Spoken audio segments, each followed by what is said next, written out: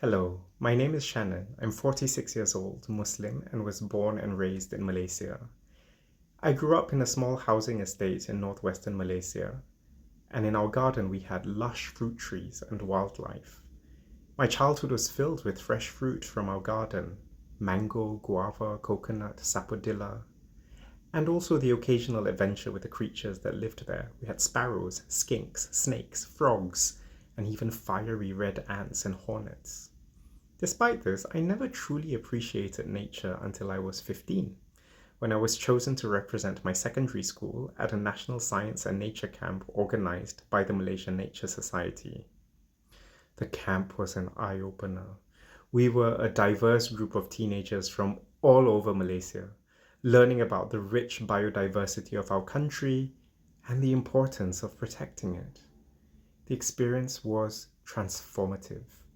And I especially remember being taken on magical walks in the rainforest, spotting wild animal tracks, and learning to identify local plants.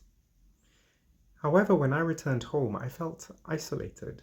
I found it hard to share my newfound passion for nature with my family and friends. So I buried myself in my studies and focused on preparing for my SPM exams, the Malaysian equivalent of GCSEs.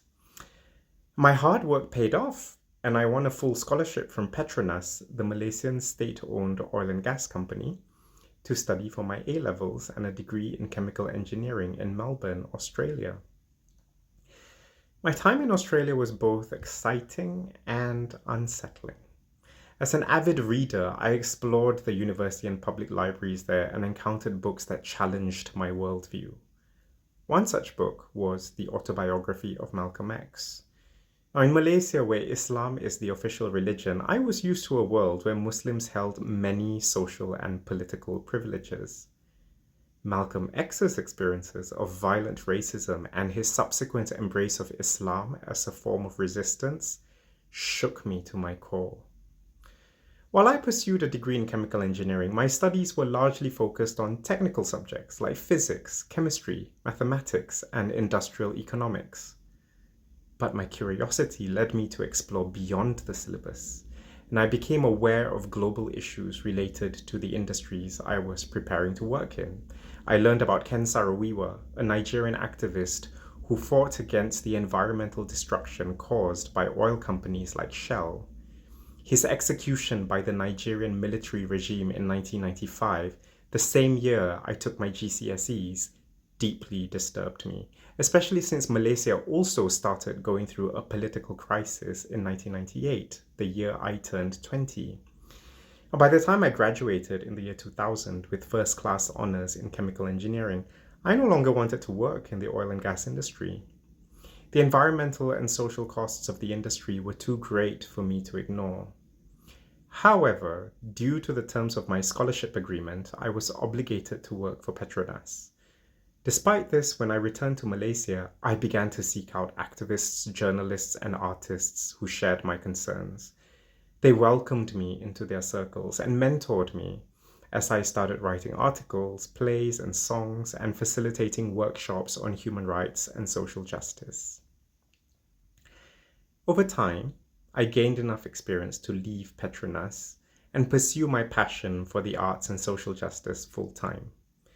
This journey eventually led me to my current role as Director of Faith for the Climate here in London, England.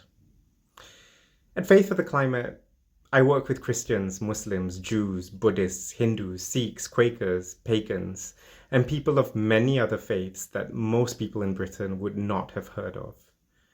We're drawn together because we seem to share a golden rule, which is to treat others as you wish to be treated. And we uphold this rule by lending a moral voice and spiritual vision to different campaigns that aim to restore our planet's health and our own health and well-being.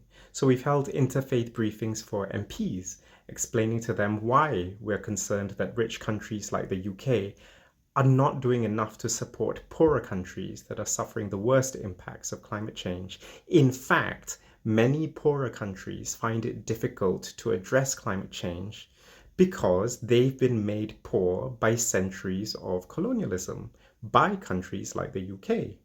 and because their resources have been exploited by dirty and polluting industries, such as companies dealing in oil and gas.